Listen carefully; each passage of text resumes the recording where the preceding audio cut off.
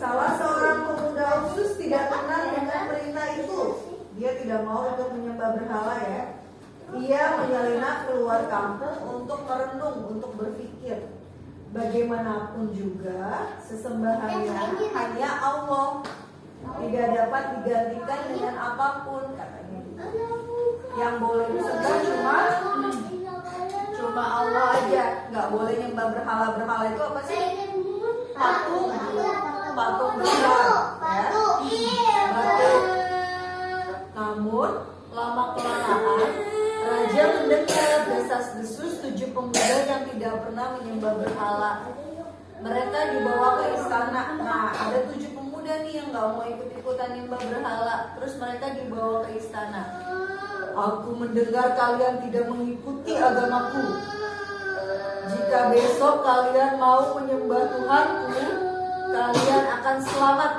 Tapi jika kalian tetap seperti itu, aku akan menghukum mati kalian semua. Ancaman raja sama sekali tidak menggoyahkan iman mereka. Mereka berusaha untuk melarikan diri. Keesokan harinya, 7 pemuda itu meninggalkan Uksus, meninggalkan negeri tersebut ya. Seekor anjing. Farhan, kenapa? Kenapa nangis? Nggak boleh nangis. Apa?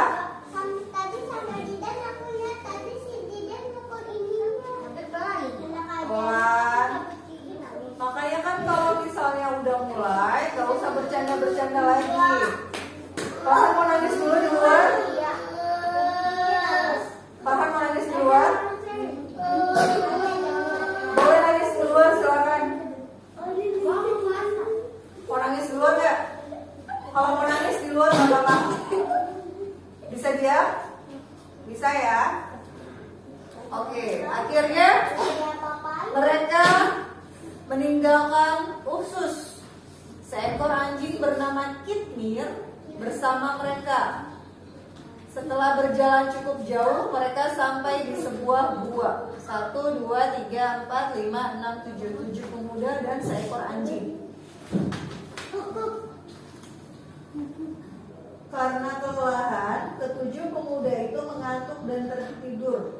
Adapun Kitmir berjaga di mulut gua. Mulut gua tuh yang di dekat pintu keluar. Nah, mereka kan udah kabur ya, meninggalkan Uksus, iya, meninggalkan negara yang rajanya zolim, yang nyembah berhala. Mereka nggak mau nyembah berhala, mereka kabur. Akhirnya mereka bertemu dengan gua dan mereka istirahat di dalam gua tersebut. Di kota rajanya sangat murka. Murka itu marah besar. Ia menggerakkan pasukannya untuk mencari 7 pemuda itu. Namun usaha sang raja sia-sia. Tadi film mukul sini. Kenapa emangnya? Dan kan paling belakang, bukan di situ. Kamu kan bukan di situ, paling belakang. Nis Tamtam lihat kok. Nis Tamtam lihat. Tapi ngadunya nanti dulu. Nanti Vino sama Nis Tamtam urusannya ya. Nanti dia udah nggak dicatat di sini lagi, dia langsung dibilangin ke mamanya, di WA ke ibu. Vino. Iya, ya. Jadi kalau Vinonya berbuat yang kurang baik, yang tidak baik, dia langsung di WA ke ibunya. Benar kan? Bener kan? Bisa telepon foto aja. Di telepon. Jadi nggak usah ngadu, Miss Vino begini, Vino begitu, nggak usah ngadu gitu. Vino mah langsung di WA ke ibu sama bapaknya. Emang ibu punya Lanjut ya. Pelarian ketujuh pemuda itu menjadi pembicaraan perang dari waktu ke waktu. Wah, pemuda-pemuda itu pada kemana ya? Mereka berani sekali menolak perintah raja, katanya. Nah, di sini mereka yang ketiduran di dalam gua, mereka tidurnya pules banget sampai tidak terasa tahun demi tahun itu berganti. sehingga mereka terbangun dan merasa lapar. Terus mereka pada nanya, kita tidur berapa lama, katanya gitu. Kita tidurnya kayaknya lama banget ya, berapa lama sih kita ketiduran di sini? Ada yang merasa tidur 1 hari, ada yang merasa tidur cukup lama. Kemudian salah satu dari mereka pergi ke kota untuk membeli makanan. Sepanjang jalan, pemuda ini keheranan karena dia melihat bangunan tuh gedung-gedung, rumah-rumahnya itu terasa asing. Dia nggak familiar, dia kayak merasa nggak pernah melihat. Kok aneh sih? Kayaknya di sini nggak ada rumah deh. Kok tiba-tiba ada? Kayaknya di situ nggak ada gedung. Kok tiba-tiba ada? Dia aneh ngerasain. Dia nggak kenal sama dia nggak kenal sama kotanya dia yang udah dia tinggalin. Terus dia udah nyampe nih di pasar nih, dia mau beli makanan kan. Pak, beli pak makanannya pak. Dia kasih uang, tapi si penjualnya menolak uang itu. Uang ini dibuat 3 abad yang lalu dan sudah tidak berlaku lagi. 3 abad yang lalu berarti berapa tuh? 1 abad itu 100 tahun. Berarti kalau 3 abad berapa tahun? 300 tahun. Uang ini dibuat 3 abad yang lalu. Ini udah gak laku lagi uangnya. Kata ini uang zaman dulu, kata si penjual itu. Dia kaget, bingung. Hah? Berarti katanya si pemuda heran. Dia merasa uang itu kan, uang ini aku baru dapat sebelum aku kabur dari kota yang kemarin ada rajanya yang zolim itu. Dari dia bekerja, hasil pembayaran dia bekerja, kok bisa dibilang uangnya udah gak laku. Terus orang-orang pada berkerumun nih ngedeketin dia karena pemuda ini pasti baru menemukan harta karun. Dikira orang-orang dia baru menemukan harta karun. Enggak, uang ini aku dapat beberapa hari yang lalu, bukannya 3 abad yang lalu, katanya gitu. Dia masih bingung.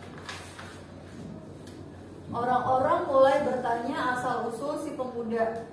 Si pemuda takut jika identitasnya terbongkar. Ia mau kembali ke gua sebelum pasukan raja mengetahuinya.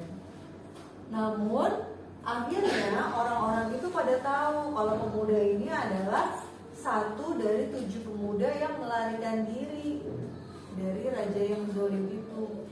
Kamu jangan takut, katanya gitu. Raja itu telah lama mati. Raja yang sekarang beriman kepada Allah, kata seorang penduduk. Coba ya. Raja yang sekarang sudah beriman, alhamdulillah. Pemuda itu lantas diantarkan ke istana dan dia menceritakan apa yang terjadi. Kalau misalnya dia sama 7 teman yang lain itu ke gua untuk melarikan diri dan tertidur. Rajanya merasa takjub tuh heran sekaligus kagum. Hingga ia menangis. Ia pun menjelaskan bahwa pemuda itu, rajanya bilang, kalian itu sebenarnya udah tidur selama 300 tahun. Nah, terus rajanya mengundang ke-7 pemuda yang beriman itu ke dalam istana.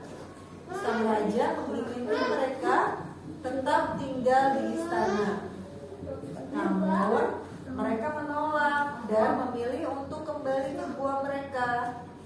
Apalagi yang kami harapkan dari hidup, katanya itu. Keluarga kami sudah meninggal semua.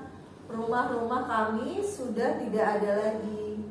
Tidak ada lagi yang menghubungkan kami dengan kehidupan. Coba kalian bayangin, kalian sekarang ketemu sama teman-teman satu kelas nih, ketemu Miss Tampa, ketemu Bu Yana, tiba-tiba tertidur selama 300 tahun, easy. Tiba-tiba ketiduran selama 300 tahun, Miss Tamtangnya udah gak ada, teman-temannya udah gak ada, rumahnya udah gak ada. Kalian pasti bingung gak? Bingung banget ya, mama gak ada, papa gak ada. Terus aku di dunia ini ngapain, katanya gitu.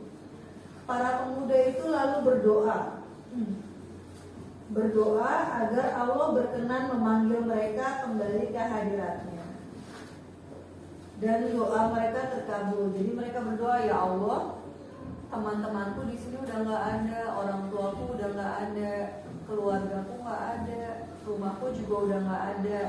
Kalau Allah berkenan, kalau Allah mengizinkan, nyawa kita bertujuh ini dicabut aja deh, biar kita meninggal aja deh, katanya gitu kan. Doa mereka terkabul. Tidak lama kemudian mereka membaringkan badan, mereka tidur lagi, lalu mereka meninggal untuk selama-lamanya. Orang-orang memperbincangkan tuh ngomongin tentang pembuatan bangunan atau tugu di atas tanah untuk mengenang 7 pemuda suci.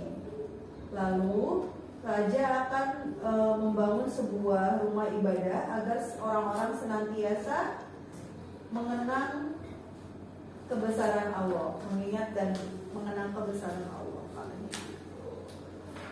Wallahu a'lam bishawab, ya. Itulah cerita tentang Ashabul Kahfi. Izzy, Farhan, sama terus ya, Izzy ya. Izzy.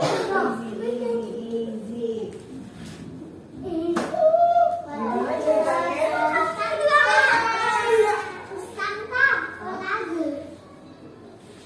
Kita mau tasin sama Tafi. Oke, itu ceritanya. Gimana ceritanya? Seru ya. Apa? Coba Miss Tamtam tanya. Judulnya apa ini? Ashabul Kahfi atau kisah 7 pemuda yang tidur 300 tahun. Kenapa mereka kabur dari kota Usfus?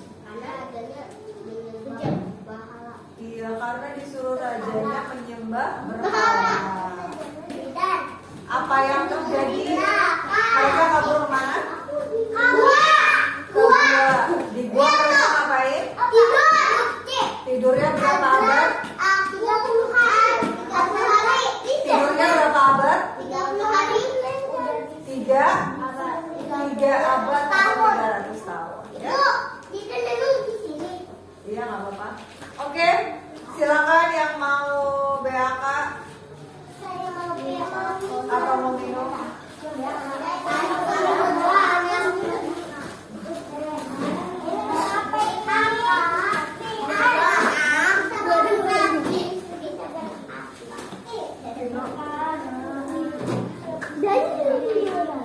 Biarin aja, kamu juga kayak gitu, ngapain sih?